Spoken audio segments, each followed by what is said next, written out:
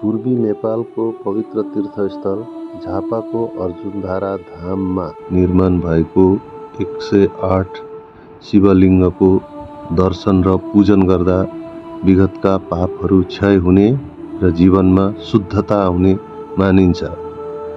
यस शिवलिङ्गको दर्शन गर्नाले जन्म मरणको चक्रबाट मुक्ति दिलाउने मार्ग खोल्ने विश्वास पनि गरिन्छ।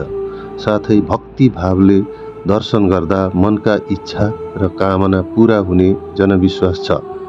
108 शिवलिङ्गहरूको दर्शनले ध्यान केन्द्रित हुन्छ, जसले आत्मिक शान्ति र चेतनाको स्तर पनि बढाउँछ। यस 108 शिवलिङ्गको दर्शनले भगवान शिवको विशेष कृपा प्राप्त हुने विश्वास गरिन्छ, जसले जीवनमा सङ्कटबाट मुक्ति दिइन्छ।